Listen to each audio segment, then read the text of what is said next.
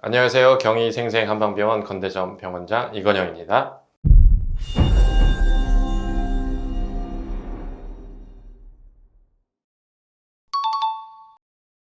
저희 병원에서는 보험사 추천을 받아 내원하는 경우는 많지는 않습니다.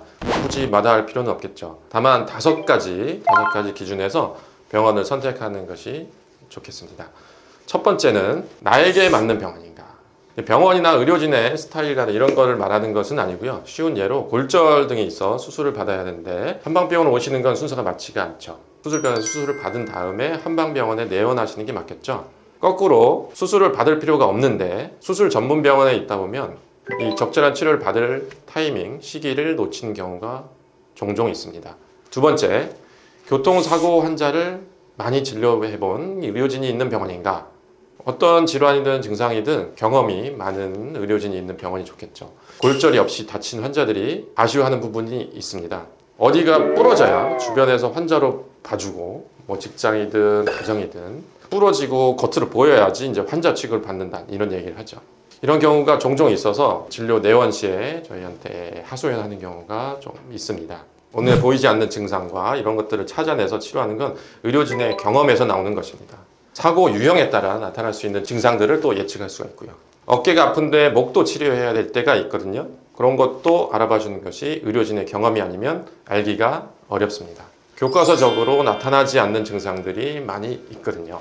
자, 다음 이제 세 번째는 내가 자주 내방할 수 있는 병원인가.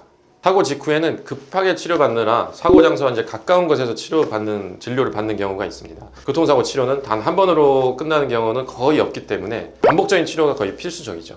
여러 병원을 이제 다니다 보면은 했던 얘기를 또 해야 되고 저기서 했던 얘기를 또 해야 되고 사실 병원에 가면은 원장님들한테만 얘기하는 게 아니라 접수할 때부터 내가 어디가 아프고 어떻게 다쳤는지를 또 설명을 해야 돼요. 그런 경우가 생길 수 있고 또 치료가 연속성이 떨어질 수 있죠. 그래서 부득이 직장 근처 병원 그리고 또 집 근처 병원 이렇게 두 군데를 다니는 경우도 많기는 합니다. 네 번째는 입원 병실이 있는 병원인가. 교통사고 이후에 한두 번 이제 치료를 받은 후에 증상이 점차 악화돼서 입원을 하게 되는 경우가 있는데 그 병원이 교통사고 입원 병실이 없으면 다른 병원을 새로 찾아다니게 됩니다. 또 마찬가지로 치료 연속성이 많이 떨어지고 새로 시작하게 되는 수가 있기 때문에 입원 병실이 있는 병원인가를 알아보시고 진료를 시작하는 것이 좋겠죠. 마지막으로 다섯 번째는 한방, 양방, 협진이 가능한 병원인가 이를 알아보시는 게 도움이 될 것입니다. 한방, 양방, 협진의 장점은 많이들 알고 계시죠. 특히 교통사고 치료에서 한방 치료의 장점은 더욱 잘 아실 거라 믿습니다. 환자의 통증 부위를 정확히 찝어내서 맞춤 치료가 가능하거든요. 목이 아프다고 기계로 물리치료만 하는 것이 아니고 추나, 침, 한약, 물리치료 등을 통해서 치료 기간을 단축할 수가 있습니다. 양방으로서는 엑스레이 등 검사를 받고 또 그리고 통증이 아주 심할 때는 먹는 진통제나 진통제 주사를 맞을 수도 있겠죠.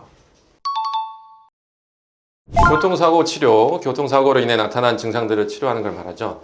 교통사고 치료는 초기 치료가 중요합니다. 거의 모든 질환이나 증상을 치료하는 것이 초기 치료가 중요한 것이 많죠. 교통사고 치료도 마찬가지입니다. 사고 이후에 직장의 업무라든지 시험을 준비한다든지 또 해외로 출장이나 여행을 간다는 이런 이유 그리고 교통사고는 자동차 보험 관계가 있기 때문에 접수가 또 바로 안 돼서 본의 아니게 치료를 이제 미루게 되는 경우들이 많이 있습니다.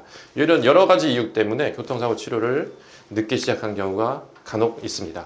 치료를 늦게 시작하게 되면 치료 호전 속도도 더디기 마련입니다. 사고 이후 되도록 빨리 치료를 시작하는 것이 또 가장 빨리 치료를 마무리하고 끝낼 수 있는 방법입니다. 근데 왜 당장 아프지 않아도 병원을 가야 되느냐? 엑스레이나 CT 검사를 통해서 골절이나 뇌진탕 등을 정확히 진단하는 것도 중요합니다. 근데 골절이나 뇌진탕 등이 아니더라도 목이나 허리 같은 척추, 어깨, 무릎과 같은 관절의 문제는 실제 움직여보고 체크를 해봐도 알 수 있는 것들이 있습니다. 척추 관절의 각도가 정상 각도가 되는지 또 특정 움직임에서 통증이라든지 저림 증상이 나타나는지를 살펴보고 평가를 받아봐야 합니다. 이런 증상의 느낌은 사고를 당한 환자 본인이 스스로 느끼기에는 부족합니다. 그래서 병원 진료를 받고 정확한 진찰을 받아봐야 하는 이유입니다. 반대로 조금 아프더라도 참는 분들이 있습니다. 이 정도쯤이야 괜찮겠지. 자고 일어나면 내일은 괜찮겠지 하고 진료받기를 참는 경우들도 많이 있습니다. 아프면 치료를 바로 시작하는 게 좋습니다. 만약 문제가 없다면요, 병원에 내방을 해서 괜찮다, 이상이 없다 진단을 받고 마음 편히 쉬는 것이 낫겠죠. 또 교통사고가 나면 보통 사고 다음 날에 증상이 나타납니다. 하루 자고 나서 아프다, 어지럽다, 또 이렇게 말씀하시는 경우가 상당히 많은데요. 교통사고를 당해 보신 분들은 잘 아시겠죠. 또 한 가지 더 말씀을 드리면, 사고 이후에 보통 이제 일주일, 그래서 보통 열흘 정도까지는 증상의 변화가 많이 나타납니다. 이 시기를 지나서 치료를 받기 시작하면 치료 기간이 길어질 수 있습니다. 증상이 빨리 좋아지는 분은 초기에 치료를 집중적으로 받으면 이 기간 내에 일주일, 열흘 정도에 확 좋아질 수가 있습니다. 사고의 경중에 따라서 차이도 많고 이전의 평소 건강 상태에 따라서도 당연히 좀 차이가 있긴 있습니다. 증상이 오락가락하거나 오른쪽이 아프다가 또 왼쪽이 아프다가 하는 것도 보통은 이 시기에 많이 나타납니다. 그래서 초기 치료가 중요한 것입니다. 오늘 영상이 도움이 되셨다면 좋아요, 구독 부탁드리겠습니다.